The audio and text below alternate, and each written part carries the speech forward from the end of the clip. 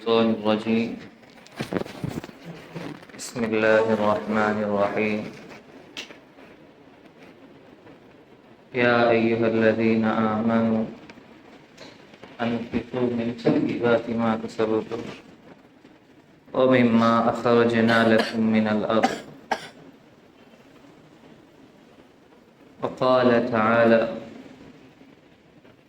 مثل الذين ينفقون أموالهم في سبيل الله كمثل حبة أنبتت 7 سنابل في كل سنبلة 100 حبة. وقال: ولا تهنوا ولا تحزنوا وأنتم الأعلون إن كنتم مؤمنين. قال النبي صلى الله عليه وسلم: إذا مات الإنسان انقطع عنه عمله إلا من 3: علم ينتفع به، صدقة جارية، إلى آخر الحديث. وقال عليه الصلاة والسلام: يوشك الأمم أن تداعى عليكم كما تداعى الأكلة إلى قصعتها. قالوا: من قلة نحن يومئذ يا رسول الله؟ قال: بل أنتم كثير ولكنكم غثاء كغثاء السيل، أو كما قال صلی اللہ علیہ وسلم. ہمارے دین اسلام میں انسان کی نجات اور کامیابی جن حقوق کے ادا کرنے پر موقوف ہے، جن کاموں کو کر کے بندہ اپنے آپ کو کامیاب بنا سکتا ہے، جن حقوق کو ادا کر کے اپنے آپ کو بندہ ناکامی سے بچا سکتا ہے، ہم جانتے ہیں کہ وہ 2 قسم کے ہیں. ایک کے بارے میں تو کہا جاتا ہے کہ وہ اللہ کے حقوق ہے، اور دوسرے بندوں کے حقوق ہے. اللہ کے حق کو بھی ادا کرنا ضروری ہے اور بندوں کے حق کو بھی ادا کرنا ضروری ہے. ان دونوں کو بندہ صحیح معنوں میں مکمل طور پر انجام دے گا تو ایسا انسان کامیاب ہے، نجات پانے والا ہے. اور جو بندہ ان دونوں حقوق میں سے، ان دونوں حق میں سے کسی ایک میں کمی کوتاہی کرے گا، کسی ایک کو ادا کرے کسی کو ادا نہ کرے، کسی کی طرف توجہ مکمل مبذول کرے اور کسی کو نظر انداز کر دے، تو پھر ایسا بندہ کامیاب نہیں ہو سکتا. ایسے بندے کی کامیاب ہونے کی زیادہ امید نہیں لگائی جا سکتی. تو ہماری شریعت میں دونوں کی طرف توجہ کو ضروری قرار دیا گیا. اللہ تعالیٰ کے بھی حق ادا کرنا ہے، ساتھ میں انسانوں کے جو حقوق، بندوں کے جو حقوق ہے ان کی طرف بھی توجہ ضروری ہے. کسی ایک سے بھی نظر انداز کرنے کی گنجائش نہیں ہے. جہاں نماز روزے کو ہماری شریعت عبادت بتاتی ہے کہ وہ عبادت ہے، اس پر ثواب ملتا ہے، ایسے ہی لوگوں کے ساتھ حسن سلوک، یتیموں کی کفالت، غریب اور فقراء کا تعاون، صدقات وغیرہ کو بھی شریعت بڑا مقام دیتی ہے، اس کو بھی عبادت کا درجہ دیتی ہے، یہ بھی ثواب کے کام ہے. تو دونوں طرف کی رعایت ہماری شریعت میں ضروری ہے. حقوق العباد کی طرف بھی بطور خاص توجہ دی جاتی ہے، یہاں تک کہ بعض عبادتوں کے کفارے جو ذکر کیے گئے ہیں ان میں صدقات ہے. اگر کوئی بندہ ایسا ہے جو رمضان کا روزہ جان بوجھ کر بلا عذر کے توڑ دیتا ہے تو شریعت کہتی ہے کہ اس کے ذمے کفارہ لازم ہے. اب کفارہ کیا کرنا ہے؟ 60 روزے مسلسل رکھو یا 60 مسکینوں کو کھانا کھلاؤ۔ تو بندے نے ایک عبادت چھوڑ دی ایک روزے کی، تو اس کو دوسرے عبادت کا راستہ بتایا گیا کہ 60 مسکینوں کو کھانا کھلانا بھی عبادت ہے، 60 مسکینوں کے لیے کھانے کا انتظام کرنا بھی عبادت ہے۔ اگر کوئی قسم کھا لے اور قسم توڑ دے تو شریعت کہتی ہے کہ اب کفارہ ہے۔ کفارہ کیا ادا کرنا ہے؟ تو اس وقت شریعت بتاتی ہے کہ 10 لوگوں کو، 10 مسکینوں کو کھلانا یا 10 مسکینوں کے لیے کپڑوں کا انتظام کرنا۔ تو ہماری شریعت دونوں طرف کی توجہ کو برابر انسان کو بتاتی ہے کہ یہ بھی ضروری ہے اور یہ بھی ضروری ہے۔ صدقات کی جو حقوق العباد کا مسئلہ ہے، صدقے کا مسئلہ ہے، آپس میں ایک دوسرے کے تعاون کا مسئلہ ہے، تو وہاں الگ الگ قسمیں ہیں صدقات کی ہماری شریعت میں۔ ایک تو وہ صدقہ ہے جو بندے نے کیا اور اس کے بعد اس کا وہ سلسلہ ختم ہو گیا۔ مثال کے طور پہ سامنے کوئی غریب نظر آیا، اس کے لیے کچھ تعاون کر گیا، تھوڑا پیسہ اس کے لیے ہدیہ کر گیا، صدقہ کر گیا، تو اب اس نے صدقہ کیا، فائدہ اٹھانے والے نے فائدہ اٹھا لیا، مسئلہ ختم ہو گیا۔ ایک وہ صدقہ ہوتا ہے جو خاص کسی انسان کے لیے ہو، تھوڑی دیر کے لیے ہو، یہ بھی صدقہ ہے، یہ بھی ثواب کا کام ہے۔ کسی غریب کے لیے، کسی فقیر کے لیے، یتیموں کی کفالت کے لیے، مطلقہ اور بیواؤں کی پرورش کے لیے انسان اپنا پیسہ خرچ کرے، یہ بھی صدقہ ہے، اس پر بھی ثواب ہے۔ اور صدقے کی ایک وہ قسم ہے جو صرف ایک انسان کے لیے نہیں بلکہ جس سے فائدہ اٹھانے والے زیادہ ہو، اور جو بہت دیر تک صدقے کا کام کرے، بہت دیر تک انسان کے لیے ثواب کا کام کرے، جس کو عام طور پہ صدقے جاریہ کے بھی نام سے یاد کیا جاتا ہے، کہ وہ ایسا صدقہ ہے کہ صرف ایک انسان کو کام نہیں آیا بلکہ بہت سارے لوگ اس سے فائدہ اٹھا رہے ہیں، اور تھوڑی دیر میں ختم نہیں ہو گیا بلکہ اس کا ثواب چل رہا ہے۔ وہ صدقے کا کام رکا نہیں ہے، جاری ہے، جس کو صدقے جاریہ کہتے ہیں۔ اللہ کے نبی علیہ السلام نے جیسے ایک حدیث میں فرمایا کہ اذا مات الانسان، جب انسان مر جاتا ہے، انقطع عنہ عملہ، اس کے عمل کا دروازہ بند ہو جاتا ہے، اب کوئی عمل اس کا نہیں لکھا جاتا۔ اب اس کے مرنے کے بعد بندہ چاہے جتنی مرتبہ اللہ کو یاد کرے، کوئی ثواب کی فہرست میں جوڑا نہیں جاتا، اس کے لیے کوئی درجات کی بلندی نہیں لکھی جاتی، اب عمل کا دروازہ بند ہو گیا۔ الا من ثلاث، مگر 3 چیزیں، اللہ کے نبی نے فرمایا کہ 3 چیزیں ہیں جس سے بندے کو ثواب پہنچتے رہتا ہے۔ کوئی نیک اولاد چھوڑ کے مرا، نیک اولاد والدین کے لیے دعائے مغفرت کرتی رہے، ایصال ثواب کا کام کرتی رہے۔ اولاد ہے، نیک اولاد چھوڑ کے گیا تو اس سے بھی ثواب کا سلسلہ چلتا ہے۔ یا پھر علم چھوڑ کے گیا اپنے بعد میں، کتابیں لکھی، لوگوں کو پڑھایا، یا علم کا کچھ کام کر گیا، بعد میں اس علم کا فیضان چلتا رہا تو اس کو ثواب پہنچتا رہے گا۔ یہ تیسرا اللہ کے نبی نے فرمایا صدقہ جاریہ، ایسا صدقہ کر گیا جو ختم نہیں ہوا، جو چل رہا ہے، جس سے لوگ فائدہ اٹھا رہے ہیں، جس سے اللہ کے بندوں کو، اللہ کی مخلوق کو فائدہ پہنچ رہا ہے، تو اس صدقے سے بھی اس کو ثواب ملتا رہے گا۔ صدقہ جاریہ کی جو قسمیں ہیں ان میں سے ایک ہے ہماری شریعت کی اصطلاح وقف، نام سنا ہوگا، وقف کہتے ہیں۔ صدقہ ہے، کسی کو دیا، ختم ہو گیا۔ وقف کا مطلب ہوتا ہے کہ یہ ایسا صدقہ ہے جو ختم ہونے والا نہیں ہے، جو اب چلتا رہتا ہے، اور کسی ایک انسان کے کام نہیں آئے گا بلکہ کئی سارے لوگوں کے لیے وہ فائدے کا کام بنے گا، بہت سارے لوگ اس سے فائدہ اٹھائیں گے۔ اس کو کہتے ہیں وقف۔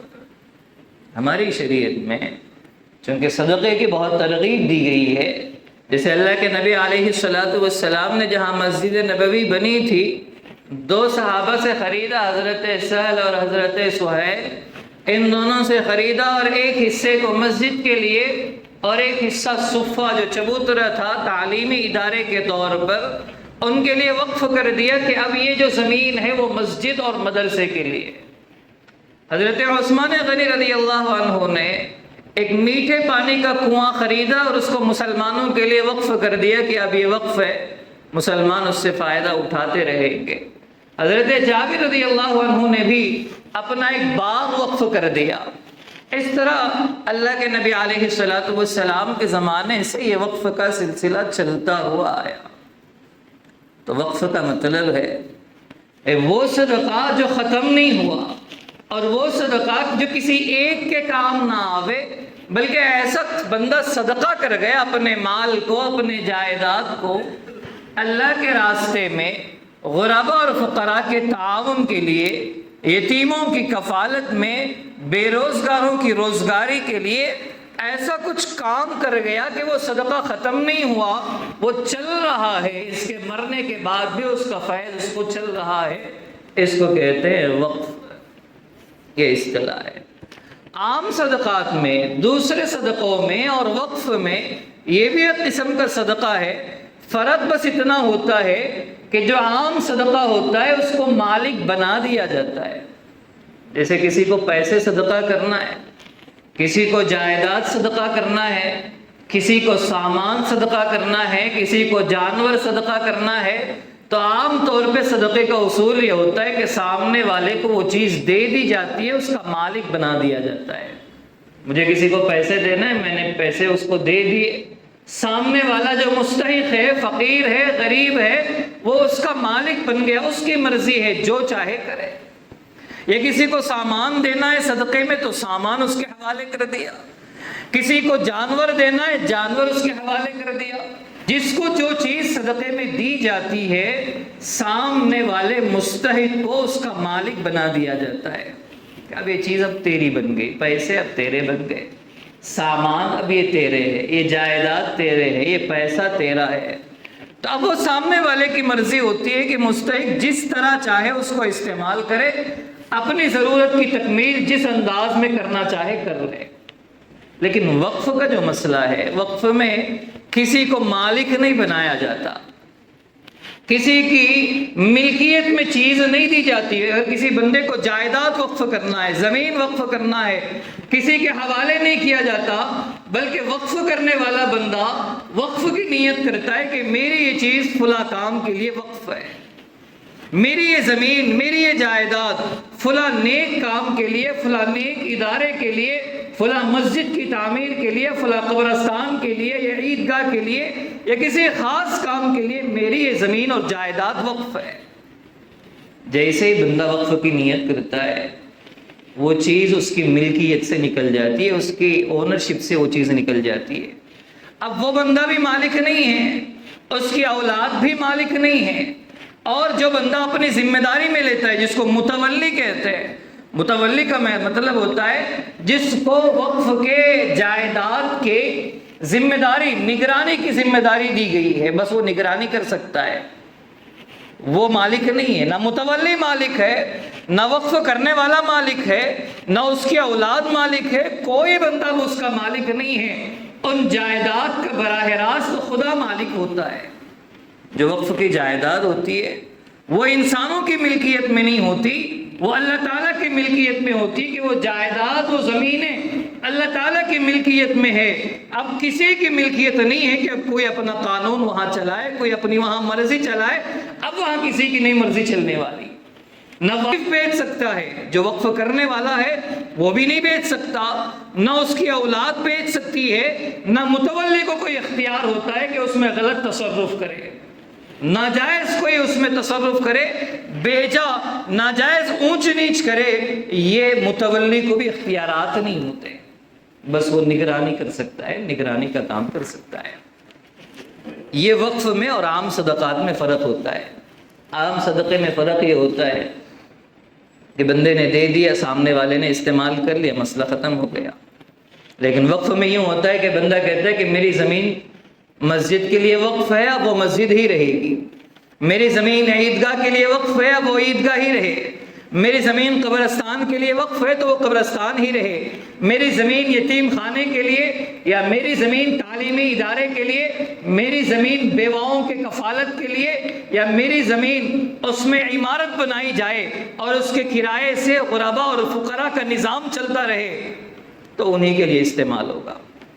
اس کو کہتے ہیں وقف۔ بندہ جس نیت سے چاہے، اور صرف ہمارے سامنے مساجد، عیدگاہ، قبرستان اور آگے بڑھ کے جو درگاہ وغیرہ ہے یہ اوقاف کی زمین میں ہے، وقف کی زمینوں میں ہے۔ صرف ایسا نہیں ہے بلکہ اس سے آگے بڑھ کے یتیم خانوں کے لیے، سفارت خانوں کے لیے، مسافروں کے لیے جو مکانات بنائے جاتے ہیں ان کے ٹھہرنے کے لیے، سفارت خانوں کے لیے، بیوہ اور مطلقہ کے خرچوں کے انتظام کے لیے، فقراء کے تعاون کے لیے، بے روزگاروں کے لیے روزگاری کے فراوانی کے لیے الگ الگ نظام اور الگ الگ نیتوں سے زمینیں وقف کی جاتی ہے اور وقف کی گئی ہے۔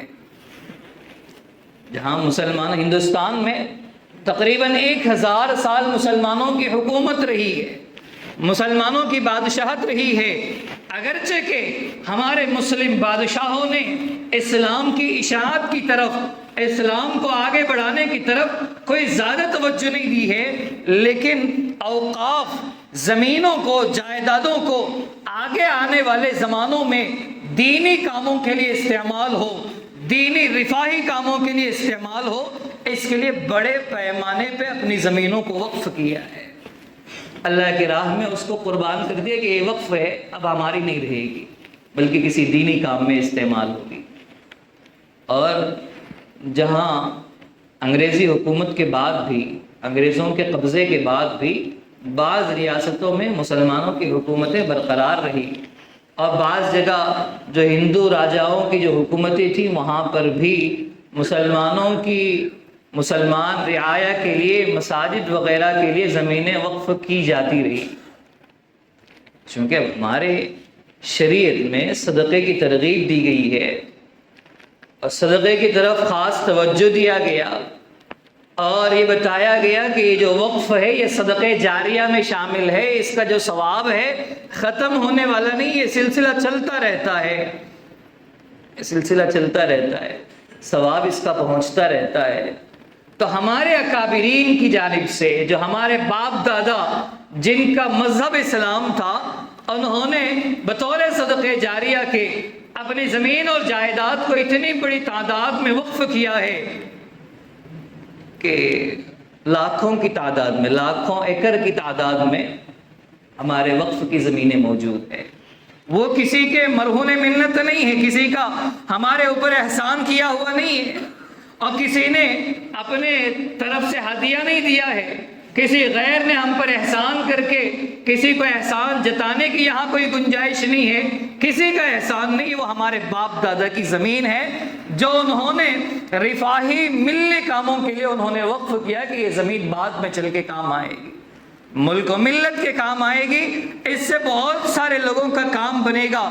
کہا جاتا ہے آج بھی اتنی بڑی تعداد میں ہماری وقف کی زمینیں ہیں کہ اگر ان کا استعمال صحیح طور پر ہونے لگے، ان کا استعمال مسلمانوں کے لیے ہونے لگے، تو مسلمانوں کو اپنی ذب و حالی کی شکایت کرنے کی نوبت نہیں آئے گی کہ ہم کمزور ہیں، ہمارا تعاون کرے، ہم کو فلاں میں ہمارے لیے حصہ رکھے، ہمارا یہاں حق بنا کر رکھے، کسی سے مانگنے کی ضرورت نہیں پڑے گی اگر وقف کی زمینیں صحیح استعمال ہونے لگے اور مسلمانوں کے لیے استعمال ہونے لگے۔ ان کی مسجدیں بھی برقرار رہے گی، صحیح سالم رہے گی، محفوظ رہے گی، ان کے عیدگاہ اور قبرستانوں کے لیے کسی سیاست دان کے پاس، کسی سیاسی لیڈر کے پاس چکر لگانے کی ضرورت نہیں پڑے گی۔ اگر ان کے وقف کی زمینیں برقرار رہی، ان کے تعلیمی ادارے خود قائم ہوں گے، ان کے دینی اور عصری تعلیمی ادارے خود قائم ہو سکتے ہیں، یتیموں کے لیے ان کے یتیم خانے بن سکتے ہیں، مسافر خانے بن سکتے ہیں، مطلقہ اور بیواؤں کے لیے خرچوں کا انتظام بن سکتا ہے، غربا اور فقراء کے لیے بہترین نظام عمل میں آ سکتا ہے اگر وقف کی زمینیں صحیح معنوں میں استعمال ہونے لگے۔ لیکن جتنی وقف کی زمینیں ہیں اس میں سے تو آدھی ایسی ہے جس پہ حکومت کا قبضہ ہے، بعض زمینیں ایسی ہیں جس پہ ہمارے برادران وطن کا قبضہ ہے، جس پہ غیروں نے قبضہ کیا ہوا ہے، ہندوستان حکومت کی توڑی گئی اور برادران وطن کے قبضے میں توڑی گئی۔ جو بچی کچھ زمینیں ہیں اس پر بھی جو متولیان ہے، جو نگران ہے، ان کا ایسا بیجا تصرف ہے، کسی مسلمان کی نگرانی میں تھی، اس کو زمین بیچنے کا کاروبار تھا، اس نے قبرستان بیچ دیا مسلمانوں کا۔ یہ بھی ہماری زمین ہے، اس کو اپنے نام پہ کرا کے کہ ہماری زمین ہے، میری اپنی ذاتی زمین ہے۔ مسلمانوں کا خود کا قبضہ ہے وقف کی زمینوں پر۔ اب بعض قبضے کی ناجائز طریقے یہ بھی ہوتے ہیں کہ جگہ وقف کی زمین پہ عمارت بنی ہوئی ہے، اس عمارت کو کرائے پر دیا گیا، وہاں کرایہ بنتا ہے 5,000 کا، 10,000 کا، اس کو کرائے پر دیا گیا 500 روپے، 1,000 روپے۔ یہ عام طور پہ جو وہاں کی بجا قیمت ہے، جو مناسب قیمت ہے، مناسب قیمت سے گرا کر جو ادنا سے اس کی قیمت بنائی گئی، یہ بھی وقف کی جائیداد کے ساتھ خیانت ہے، قسم کا تصرف ہے، غلط ہے، اس کی گنجائش نہیں۔ وقف کی زمین ہے، اس کا کوئی مالک نہیں ہے، لیکن اس کا صحیح استعمال ضروری ہے۔ ایک تو قبضے میں جو جانی تھی چلی گئی، اب جو بچی مسلمانوں کے پاس، اس کا بھی صحیح استعمال کا ڈھنگ نہیں ہے، صحیح استعمال میں نہیں ہے۔ ایسے ہی ہوا، کرائے پہ لینے والوں نے، بعض جگہ کے ایسے بھی حالات ہے کہ جہاں کرائے پہ لینے والوں نے کرائے پہ لے لیا 1,000 روپے میں، اور وہ خود دوسروں کو کرائے پر دیتے ہیں، لاکھوں کا ایڈوانس اپنے پاس رکھ کے دوسروں کو 10,000 میں، 20,000 روپے میں کرائے پر دیتے، دوسرا دیتا ہے، اور خود وہ وقف کی جائیداد والوں کو ادا کرتا ہے 1,000 روپے۔ یہ وقف کی جائیداد کے ساتھ خیانت ہے، صحیح استعمال نہیں ہو رہا۔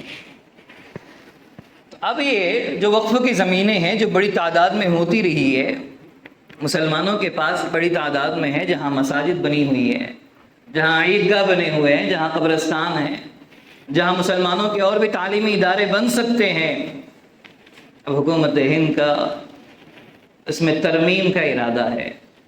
وقف بورڈ کے سلسلے میں 40 قسم کی ترمیمات چاہتی ہے، 40 ان کے اصول ہے کہ یہ انداز بدل جائے، وقف بورڈ کے جو اختیارات ہے، وقف بورڈ کے جو پاورز ہیں وہ تھوڑے سے بدل لیے جائے، وقف بورڈ کی حیثیت کو تھوڑا سا بدل دیا جائے، یہ ان کے ناپاک ارادے ہیں وقف بورڈ کے سلسلے میں۔ ہمارے تئیں اس سلسلے میں تو یہ سوچنا ہے کہ ہم وقف بورڈ کی کسی بھی ترمیم کو قبول کرنے کو تیار نہیں ہیں۔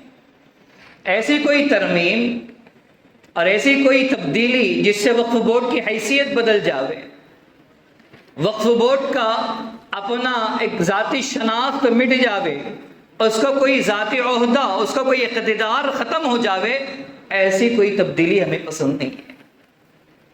تقریباً 1954 میں پہلی مرتبہ پارلیمنٹ میں وقف بورڈ کا ایکٹ لایا گیا۔ 1954 میں پہلی مرتبہ وقف بورڈ کا ایکٹ لایا گیا، اس سے پہلے باضابطہ وقف بورڈ کا ایکٹ نہیں تھا۔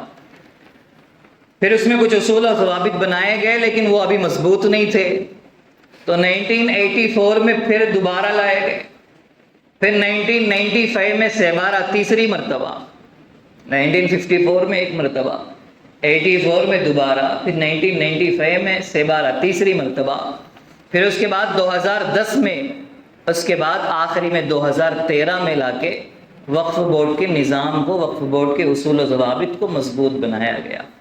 اس لیے وقف بورڈ کا جو ایکٹ یاد کیا جاتا ہے وہ تقریباً 2013 سے، کہ اس وقت سے اس کے اصول مضبوط بنے اور اس کی جو ساخت بنائی گئی ہے، اگرچہ کہ کلی طور پر اس کی یقینی نہیں ہے، لیکن ایک حد تک وقف بورڈ کا جو نظام تھا وہ مضبوط بنا۔ تقریباً 30 وقف بورڈ ہے ہمارے الگ الگ ریاستوں میں، اور اس کے تحت لاکھوں ایکڑ زمین ہے۔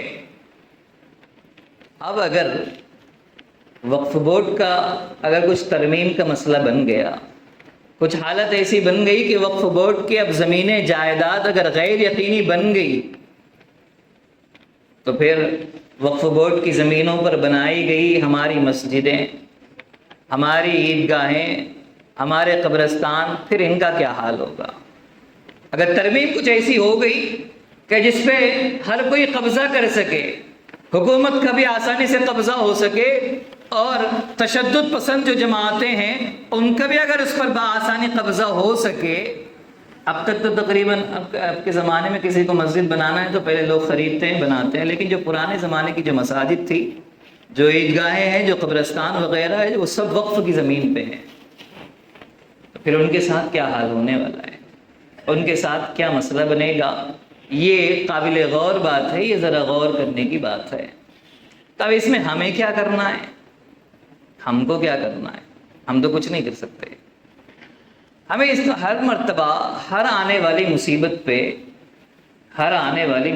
پہ پہلے کہا جاتا ہے کہ یہ جو وقف بورڈ کا مسئلہ آیا، جیسے ایک سیاستداں کہہ رہے تھے کہ یہ وقف بورڈ میں جو ترمیم ہے اصل میں ایک مسلمانوں کے لیے ایک چھوٹا سا NRC ہے. یہ مسلمانوں کے لیے ایک چھوٹا سا NRC ہے. اس میں مسلمانوں کی جو جائیداد ہے، مسلمانوں کی جو زمینات ہے، جس میں ان کا ہی حق چلتا ہے، ایسی چیزوں کو پہلے ان کے پاس سے چھینا جا رہا ہے. مسلمانوں کے ان کے اوقاف کو، ان کے املاک کو ان کے ہاتھ سے دھیرے دھیرے چھینا جا رہا ہے. ان کو مجبور کر کے ان کی جو شہریت کا حق ہے، ان کی جائیداد لی جا رہی ہے. اور یہ پہلا درجہ ہوتا ہے کسی کی شہریت کے ختم کرنے کا، کسی کو دوسرے درجے کا شہری بنانے کے لیے، کہ اس کی ذاتی جو پہچان ہے، اس کی جو ذاتی تشخصات ہے، پہلے اس کو ختم کر دیا جائے کہ اب اس کا کوئی قابو یہاں نہ چل سکے، اس کی کوئی قدرت، اس کی کوئی وقار، اس کی کوئی پہچان نہ رہ سکے. تو پہلے اس کی جائیدادیں چھینی جاتی ہے. اب اگر اس طرح اگر ہمارے مساجد پر، مدارس پر کوئی ناجائز قبضہ بن گیا، تو آج کے زمانے میں مساجد، مدارس یہی تو ہے جو دینی قلعے مانے جاتے ہیں، جہاں سے دین اسلام کی حفاظت کا سامان فراہم ہوتا ہے، اسلام کی اشاعت جہاں سے بنتی ہے، اسلام کی حفاظت کا سامان جہاں سے بنتا ہے. اگر انہی پہ کوئی غلط نگاہ پڑی اور مساجد اور مدارس کو نمونہ اور نشانہ بنا کر ان کو منہدم کرنے کی اگر ناپاک کوشش ہوتی رہی، تو پھر اس ملک میں اسلام اور مسلمانوں کو بچانا کافی مشکل مسئلہ بن جاتا ہے. اسلام کو بچانا، جب مساجد نہ رہیں گے اور جب مدارس نہ رہیں گے تو پھر اسلام کیسے بچ پائے گا؟ تو ہر مصیبت کے موقع پر، یہ سب سے بڑی مصیبت ہے، ہر مصیبت کے موقع پر مسلمانوں کو یہ تعلیم دی جاتی ہے کہ وہ رجوع اللہ کی کیفیت پیدا کرے، اللہ سے جڑنے کی کیفیت پیدا کرے، اللہ سے اپنا تعلق مضبوط کرے. قرآن کو تو کہتا ہے وَلَا تَهِنُوا وَلَا تَحْزَنُوا وَأَنْتُمُ الْأَعْلَوْنَ إِن كُنتُم مُؤْمِنِينَ. تم غمزدہ نہ ہو، پریشان نہ ہو، تم ہی سر بلند رہیں گے اگر تم ایمان والے ہو. اگر تمہارے اندر ایمان کی طاقت مضبوط ہے، ایمان کا جوش ہے، صحیح معنوں میں تمہارے اپنے دلوں میں اللہ کا خوف ہے، اللہ سے تعلق ہے، تو تمہارے مقابلے میں ڈٹنے والی ہر طاقت، ہر جماعت کمزور پڑ جائے گی، شکستہ ہو جائے گی. لیکن اگر تمہارے دلوں میں ایمان نہیں ہوگا تو ساری جماعتیں تمہارے خلاف ٹوٹ پڑیں گی. تم اگر اللہ سے تم نے اپنا تعلق توڑ دیا اور دنیا میں ایسے مگن ہو گئے کہ اب تمہیں نہ دین کی فکر ہے، نہ دین کے شعائر کی فکر ہے، نہ دین کے اوقاف کی فکر ہے، اگر یہ ساری فکریں جاتی رہی، دشمن کا ایسا حملہ ہوگا کہ ساری جماعتیں تم پر ٹوٹ پڑیں گی اور تم اپنی بڑی سے بڑی تعداد کے باوجود بھی نکمے مانے جاؤ گے، کمزور پڑ جاؤ گے. ایک وہ زمانہ تھا کہ جب مسلمانوں کے خلاف کوئی منصوبہ بندی ہوتی تھی، کوئی قانون بنانے کی بات ہوتی تھی، تو ہمارے وطنی بھائی ساتھ ہوتے تھے، ہمارے وطن والے ہمارا ساتھ دیتے تھے کہ مسلمانوں کے خلاف ہم یہ قانون بننے نہیں دیں گے. ان کا بھی ساتھ ہوتا تھا. لیکن ذرا غور کریں، یہ وقف بورڈ کا جو مسئلہ ہے، وقف کا جو مسئلہ ہے، یہ غیر کو اگر سمجھانا ہو آج کے زمانے میں تو کون سے حساب سے سمجھانا ہے؟ بھئی یہ زمینیں ہیں جو خاص مسلمانوں کے لیے استعمال ہوتی ہے، تو وہ سوال پہلے کرے گا، چونکہ آج تو اسلام کے خلاف نفرت پھیلائی جا رہی، اسلام کے خلاف منصوبہ بندی ہے، تو پہلے سوال اس کے ذہن دماغ میں اٹھے گا، ہم سب مل کے یہاں رہتے ہیں تو مسلمانوں کی الگ سے پراپرٹیز کیوں؟ سب ہم رہتے ہیں، ہم بھی ہے، وہ بھی ہے، سب برابر جی رہے ہیں، ان کو وہ خاصیت کیوں مل رہی ہے، ان کو وہ مقام کیوں الگ سے دیا جا رہا ہے کہ لاکھوں ایکڑ کی زمین ان کے الگ سے ان کے تصرفات چلیں گے، ان کے اختیارات اس میں چلیں گے، ایسا الگ کیوں؟ تو پہلے سوال وہ کرے گا. اصل میں مسئلہ یہ تھا کہ واقعی بات ہے کہ وقف بورڈ میں مسلمانوں کا امتیاز ہے، مسلمانوں کے پاس وقف بورڈ کے تحت میں اتنی زمینیں ہیں جو شاید کسی اور مذہب والے کے پاس ہو. اور مذہب والوں کے پاس بھی الگ الگ اوقاف کی زمینیں ہیں، لیکن جتنی زمینیں ایک وقف بورڈ کے تحت مسلمانوں کے دائرہ کار میں ہے، شاید اتنی زمینیں کسی اور مذہب والے کے پاس ہو، کسی اور دین کو ماننے والے کے پاس ہو، لیکن مسئلہ یہ ہے کہ لوگوں نے مانا ہے، اس کو باضابطہ قانونی حیثیت دی گئی ہے، جیسے میں نے ابھی گنا ہے 1954 میں، 84 میں، پھر 95 میں، 2010 میں، 2013 میں، اتنی مرتبہ وقف بورڈ کا قانون باضابطہ پارلیمنٹ میں پیش کیا گیا، اس میں ترمیم مضبوط کیا جاتا رہا، ہر مرتبہ کمزور نہیں کیا گیا۔ 54 سے 84 میں مضبوط ہوا، 84 سے پھر 95 میں اور مضبوط ہوا، پھر 2010 2013 میں اس کو مضبوط بنانے کی فکر ہوئی ہے، کمزور کرنے کی فکر نہیں ہوئی ہے۔ بھئی یہ امتیاز، یہ وہ مسلمانوں کی خاصیت جو پہلے ایک زمانے میں تھی، جو مضبوط سے مضبوط بنتے جا رہی تھی، اور آج وہ مسئلہ مضبوط بننا مشکل ہے، اس کو اس حال میں رکھنا بھی مشکل بن گیا۔ اس کو مضبوط بنانے کی بات تو ذرا دور کی ہے، لیکن جس حال میں ہے اس حال میں رکھنے کے لیے بھی ہمارے برادران وطن یا ہندوستان کا باشندہ اپنے ذہنی طور پر اس کو ماننے کے لیے تیار نہیں ہے۔ پہلے بھی تو وہی خاصیت تھی، آج بھی تو وہی خاصیت ہے۔ مسلمانوں کا پہلے بھی تو وہی اوپر کا ہاتھ تھا جس کو مان کے مضبوط کیا گیا، اور آج بھی وہی خاصیت کی بات ہے جس کو ماننے کے لیے ہندوستان کے باشندے تیار نہیں ہیں۔ اور ہر کوئی یہ سوال اٹھاتا ہے کہ ان کے لیے خاص زمینیں کیوں، ان کے لیے خاص جائیدادیں کیوں، ان کو الگ سے اختیارات کیوں؟ جب سب ہندوستان میں رہے تو ان کو الگ سے اختیارات کیوں ملنے ہیں؟ بات اصل میں ایسی ہے کہ جب مسلمانوں کے اخلاق، اعمال، کردار اچھے تھے تو ہر کوئی ان کی بلندی کو تسلیم کرنے کو تیار تھا۔ اصل میں مسلمانوں کی کچھ ایسی ذاتی تشخص رہا ہے، ان کے اعمال کی بنیاد پر، ان کے کردار کی بنیاد پر، ان کے اخلاق کی بنیاد پر، کہ یہ وہ چیزیں ہیں جن کو دیکھ کر ہر کوئی ان بلندی کو تسلیم کرتا تھا کہ واقعی مسلم قوم ایسی بلندی والی قوم ہے کہ ان کو کچھ الگ سے اختیارات ہونے چاہیے۔ جن کے اعمال اچھے ہیں، جن کے اخلاق اچھے ہیں، جن لوگوں میں رفاہی کام کا جذبہ ہے، ان کے اندر خدمت خلق، مخلوق کی خدمت کا جذبہ کتنا تھا؟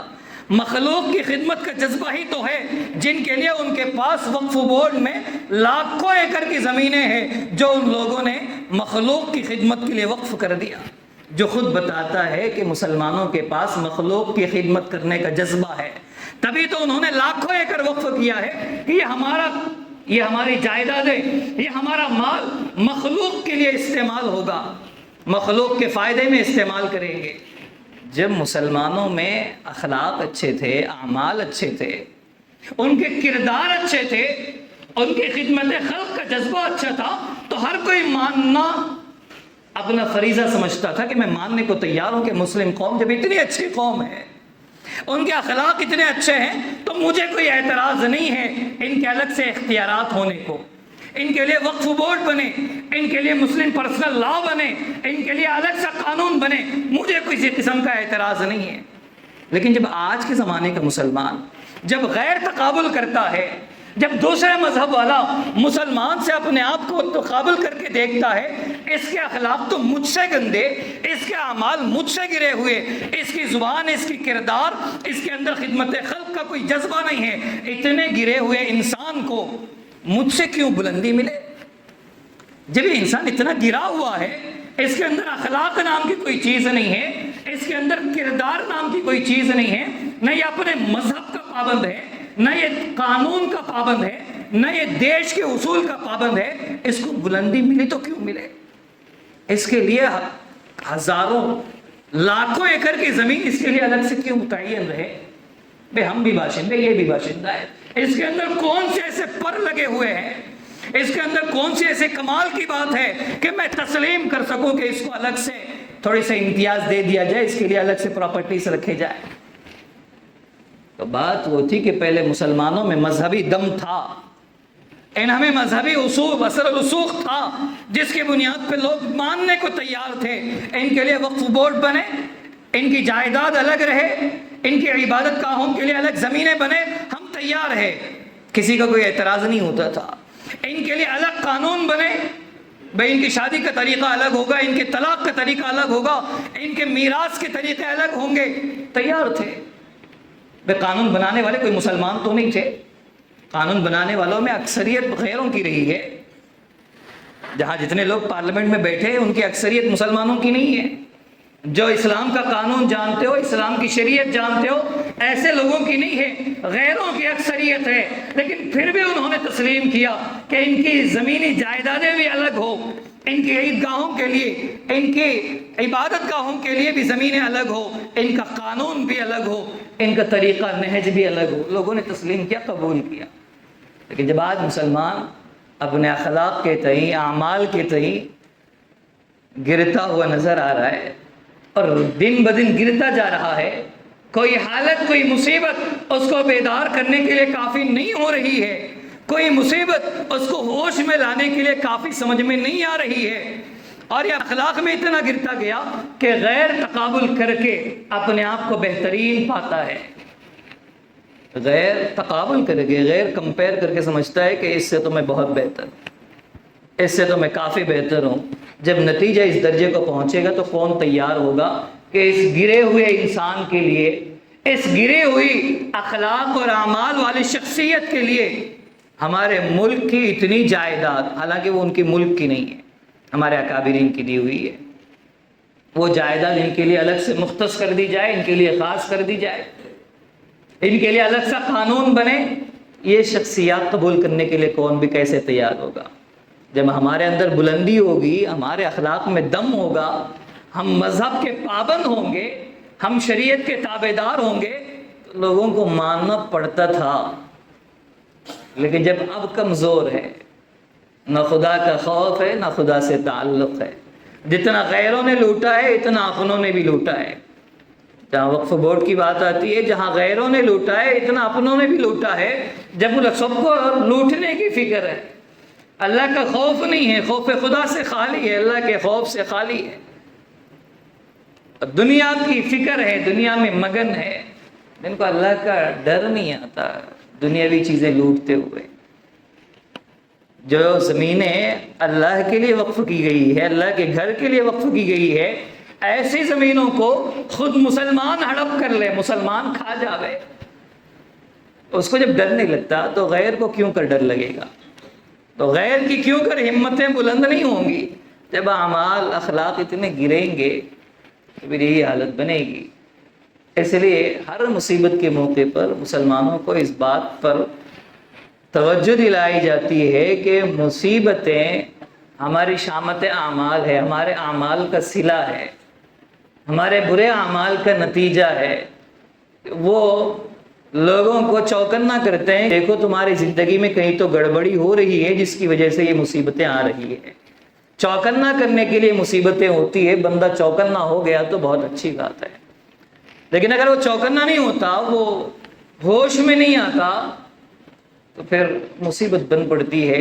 ایک بے ہوش انسان اب مسلسل اگر بے ہوش ہی رہے تو موت کا اندیشہ ہونے لگتا ہے۔ کئی لوگوں کو ایسے تدفین کے لیے قبرستان تک بھی لے جایا گیا کہ یہ تو بے ہوش ہے، 2 دن سے بے ہوش ہے، کوئی 3 دن سے بے ہوش ہے، لوگوں نے سمجھا کہ مردہ ہے، مر گیا ہے، اب اس کو دفن کرنا ہے۔ تو جب بے ہوشی لمبی ہو جاتی ہے تو لوگ سمجھ جاتے ہیں کہ اب یہ مر گیا، اس میں دم نہیں ہے۔ تو مسلمانوں میں جب بے ہوشی اسی کیفیت کی رہے گی کہ کوئی مصیبت، کوئی پریشانی ان کو ہوش میں نہیں لا رہی ہے، نہ ان کے اعمال سدھرے، نہ ان کے اخلاق سدھرے، نہ ان کے اندر خوف خدا پیدا ہوا، نہ مذہب کے پابند بنے، بس دنیا ہی میں لگے ہیں، تو ان کو محسوس ہو جاتا ہے کہ اب یہ بے ہوش نہیں، یہ مردہ ہو گیا۔ اب مردے کے ساتھ جو کھلواڑ کرنا چاہے کرو، مردے کے ساتھ جو کھیل کرنا چاہے کرو، کسی کی کوئی مجال نہیں بن سکتی۔ اس لیے مسلمانوں کو ہر حال میں اور خصوصاً قیامت سے قریب جو حالات ہے، جو پرفتن دور گزرے گے، جیسے اللہ کے نبی نے فرمایا، اس زمانے میں بطور خاص اللہ تعالیٰ سے جڑ کر زندگی گزارنے کی ضرورت ہے۔ اللہ سے تعلق مضبوط ہوگا۔ ہم نے پہچانا ہی نہیں ہے، بہت مرتبہ سنا ہے، کئی مرتبہ سنا ہے، اللہ کا خوف، اللہ کا تعلق، اللہ سے قرب، لیکن یہ کیا چیزیں ہیں؟ کچھ ایسا لگتا ہے کہ ہماری زبان میں یہ چیزیں ہیں ہی نہیں۔ ہماری فہرست میں، ہماری جانکاری میں یہ چیزیں ہی نہیں ہیں. سن کے تھک گئے. ہر بیان کے اخیر میں کچھ نہ کچھ آتا ہی ہے ایسا کہ اللہ سے تعلق مضبوط کرو، اللہ کا خوف پیدا کرو. بس یہ اللہ کا تعلق، اللہ کا خوف جب آنے لگے تو اس بات کی علامت ہوتی کہ ابھی بیان ختم ہونے کو ہے. ایسا لگتا ہے کہ ابھی بیان ختم پہ ہے. یہ بیان کے خاتمے کی نشانی دیتے ہیں کہ ابھی بیان کے، جیسے بعض اساتذہ پڑھاتے ہیں، کسی کے پڑھانے کا انداز الگ ہوتا ہے. پڑھاتے ہو کسی بیان کے ختم پہ کہتے ہیں وآخر دعوانا ان الحمدللہ رب العالمین. اب کوئی کتاب ختم ہونے کے بعد بولتے ہیں صلی اللہ علی النبی الکریم، کتاب ختم ہو گئی. اب کوئی پڑھاتے کسی کو آخر میں ایک جملہ بولنے کی عادت ہوتی ہے، جیسے دعا کے آخر میں ہوتی ہے وہ صلی اللہ علی النبی الکریم برحمتک بولتے ہی سب کے دعا ختم ہو گئی. تو یہ کچھ الفاظ ہوتے ہیں جو دعا کے ہر چیز کے خاتمے کی علامت بتاتے ہیں. تو جیسے ہی ہمارے بیانات میں خوف خدا، تعلق مع اللہ، اللہ کا قریب بن جاؤ، اللہ کے قریب ہو جاؤ، اب اس بات کی علامت ہے کہ بیان ختم ہونے کو ہے. اب اس کے بعد کیا کرنا ہے؟ سنت پڑھنا ہے، خطبہ سننا ہے، پھر فوری اپنا جو کام پرانا ہے، جو چھوڑ کے ادھورے میں تیز بھاگ کے آئے تھے، اس کو جا کے مکمل کرنا ہے. ورنہ یہ جو اتنی مرتبہ سنتے آئے خوف خدا، تعلق مع اللہ، اس کی طرف کوئی توجہ نہیں ہوئی. جب پورا بیان سنایا گیا اور یہ کہا گیا کہ بھئی ان ساری مصیبتوں کا علاج یہ چیزیں ہیں.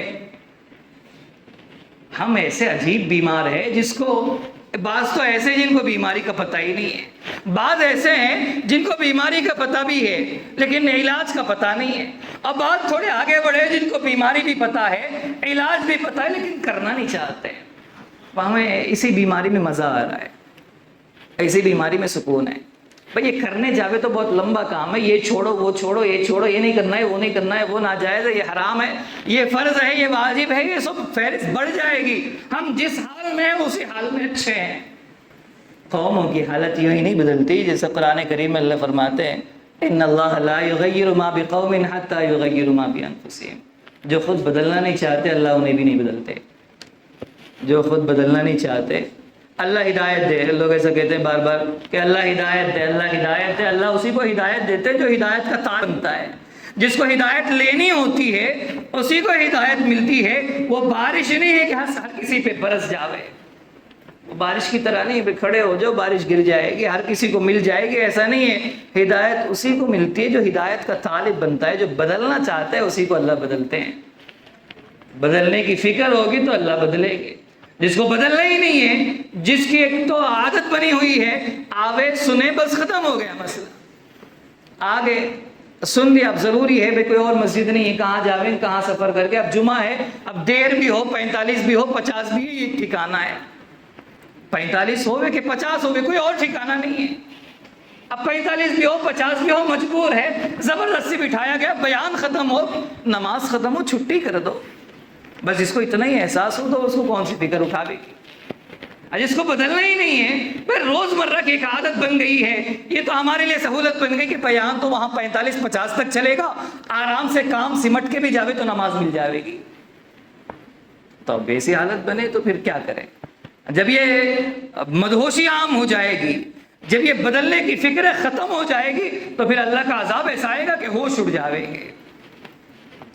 جتنے پڑوسی ہمارے ملک بنے ہیں، پڑوسی ملک کے جو حالات سن رہے ہیں، کوئی ایسے ہی نہیں بنے ہیں، ایسے ہی نہیں بنے. اور مسلمانوں کے لیے ہمارے ملک کے حالات اتنے سازگار بھی نہیں ہیں. ملک کے حالات اتنے سازگار بھی نہیں. جیسے میں آج کے ہی مسئلے پر کہتا ہوں، میں وقف بورڈ کے سلسلے میں کسی غیر سے آپ پوچھ کے دیکھیں، کوئی حمایت کرے تو بڑی بات ہے. کوئی مسلمانوں کا حامی بنے، مسلمانوں کا طرفدار بنے، مسلمانوں کی طرفداری میں بات کرے تو اس کو 100 سلام ہے، اللہ اس کو ہدایت دے. ایسے شاید کہ نہیں ملے گی. ہر کسی کے ذہن میں سوال ہے کہ مسلمانوں کی یہ خاصیت کیوں، مسلمانوں کا یہ الگ امتیاز کیوں، یہ الگ ان کی شان کیوں. لیکن مسلمان کو کوئی دھکا ہی نہیں لگتا، مسلمان کو کوئی بے چینی ہی نہیں ہوتی. وہ کوئی خبر سن کے، کوئی مسلمانوں کے خلاف ہونے والی سازشیں سن کے مسلمان کو تکلیف نہیں ہوتی. یہ بڑا عجیب مسلمان ہے. اس پہ بڑی افسوس ہوتی ہے کہ کسی کو اپنے بارے میں سنے، کسی کو اپنے باپ کے بارے میں برا سنے، اور کوئی اپنے ماں کے بارے میں برا سنے، کیا اس کو تکلیف نہیں ہوگی؟ یہ ایسا عجیب مسلمان ہے جس کو اپنے مذہب کے بارے میں، اپنی قوم اور ملت کے بارے میں برا سنے لیکن تکلیف نہیں ہوتی. اور تکلیف وہ نہیں ہوتی کہ جو بول کے خاموش ہو جاوے، اس کو تکلیف نہیں بولتے.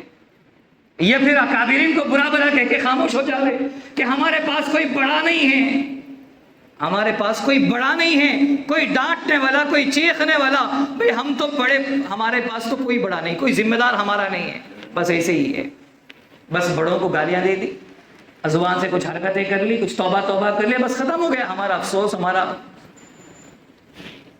ہماری تکلیف تو وہ ہوتی ہے جو انسان کی زندگی پر آمادہ کرے، انسان کی زندگی کی تبدیلی پر آمادہ کرے کہ اب حالات بدل رہے ہیں، اب ہمیں سنبھلنا پڑے گا، اس کو کہتے ہیں تکلیف۔ اس کو صحیح تکلیف ہوگی نا، جس کے گھر میں کوئی آپریشن کو اگر مسجد میں وہاں کوئی لیٹا ہو، اس کو گناہ کرنے میں ڈر لگتا ہے، کوئی ہاسپٹل میں لیٹا ہوا ہو، اس کو ڈر لگتا ہے میں کوئی گناہ کروں تو غلط اثر وہاں ظاہر نہ ہو جائے، وہ تو اب کوئی جھوٹ بھی نہیں بولے گا، بلکہ صدقہ کرے گا، نمازیں پڑھے گا، دعائیں کرے گا، وہ تو تعلق ادھر بڑھائے گا، اس لیے کہ اس نے اس کو مصیبت سمجھا ہے، لیکن کوئی دین کو مصیبت سمجھ کے اللہ کی طرف رجوع کرنے والا نہیں ہے۔ ایسا بے یار و مددگار مسلمانوں کو نہیں بننا چاہیے، ایسے مدہوشی کی کیفیت، ایسی لاپرواہی کی کیفیت سے توبہ کرنا چاہیے۔ اللہ کا عذاب ہے یہ جو لاپرواہی ہے، یہ خود اللہ کا عذاب ہے، یہ جو دل میں غفلت کی جو کیفیت ہے، یہ خود اللہ کی ایک مصیبت ہے، پناہ ہے ایسی غفلت سے، اللہ پناہ میں رکھے ایسی غفلت سے جو مسلسل آنے والے حالات سے بھی مسلمان کو بیدار نہ کرے۔ ایسے غفلت میں اللہ کسی مسلمان کو نہ ڈالے۔ اللہ تذکرے والی، اللہ استحضار والی زندگی نصیب کرے، اللہ صحیح مضبوط ایمان اور اپنا تعلق نصیب کرے۔ آمین۔ وآخر دعوانا الحمدللہ رب العالمین۔